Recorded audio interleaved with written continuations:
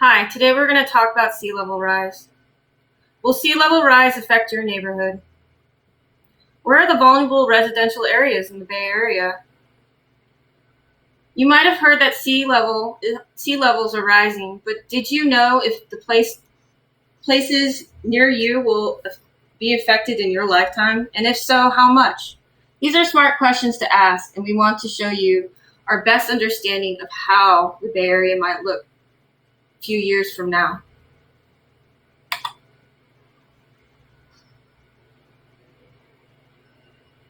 First, water that is stored in glaciers and ice sheets are melting in the Antarctic and Antarctic that are located at the north and south poles of the globe. The fresh glacier meltwater mixes with the ocean water, which would be like taking ice out of a freezer and melting it into a large, nearly full glass of water.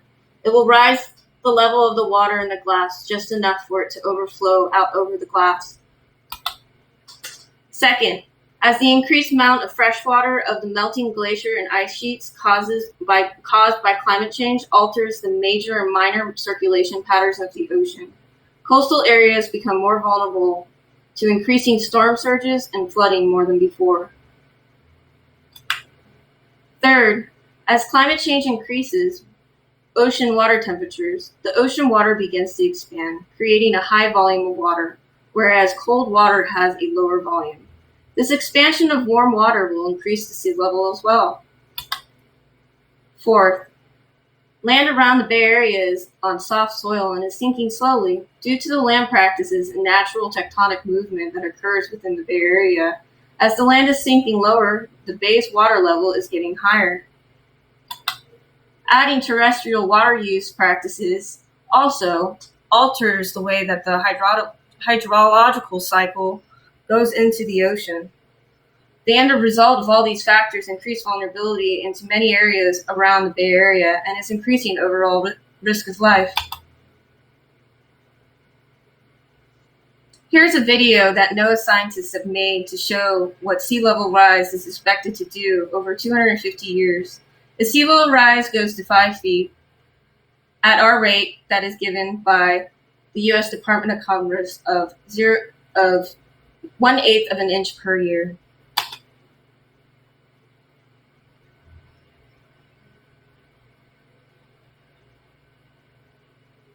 As you can see, the low-level lying land in the Bay Area gets inundated with water.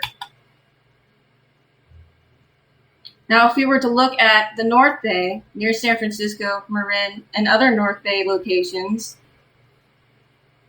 as you can see, the areas that are predicted to be hit hardest are the cities of Martiz, Fairfield, and Novato.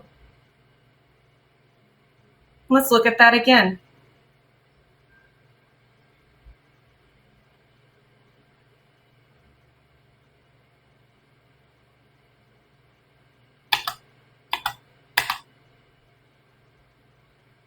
The next area of interest is Oakland and San Francisco. San Francisco's Fisherman Wharf and Treasure Island will be affected, and Alameda Island is particularly hit hard as sea level rise goes from 1 to 5 feet. Keep an eye on Alameda Island.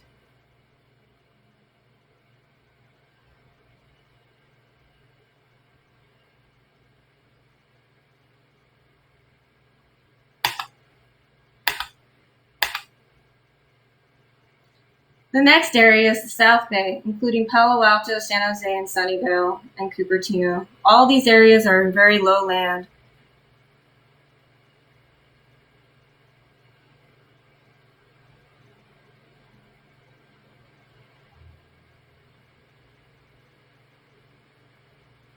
Now let's look at that again. You can see most places in San Jose are very vulnerable.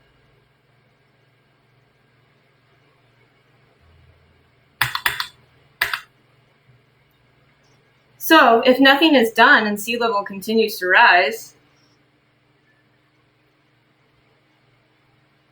the bad news is that sea level rise is occurring today and will continue to rise in the future. What we don't know is how much faster the sea level will rise.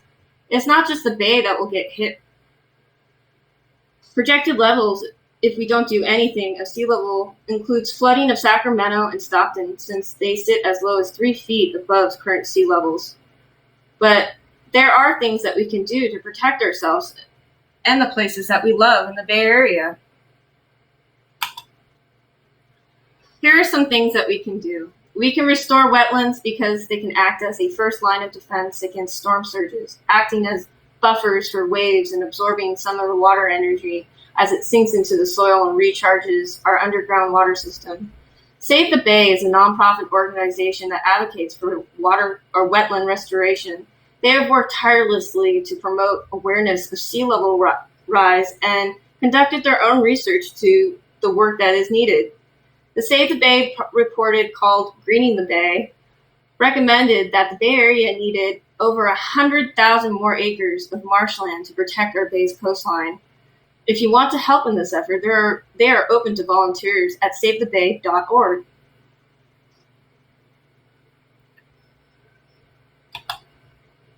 We can also be smarter about how we build. New houses can be built on higher ground, further away from the bay. Homeowners can move their home systems like HVACs up on walls or roofs of residential buildings. Existing houses in worse places might have to be protected from incoming water, elevated or moved. Flood insurance will become more common as well, but the rates will probably rise. Assistance from our government can also help in preventing residential damage due to sea level rise. For example, government organizations can conduct seawalls and raise the elevation of roads which follow along the coast to help safeguard structures. Government organizations can also address flooding by improving the drainage and sewer systems of regions at risk. Another solution that can be implemented by the government is aquifer recharge, pumping water underground into aquifers to prevent the land subsidence, which would otherwise decrease the elevation of the region. However, possibly the best solution that will allow everyone to help prevent flooding caused by sea level rise would be to establish methods or practices to reducing the amount of ice melting at the poles.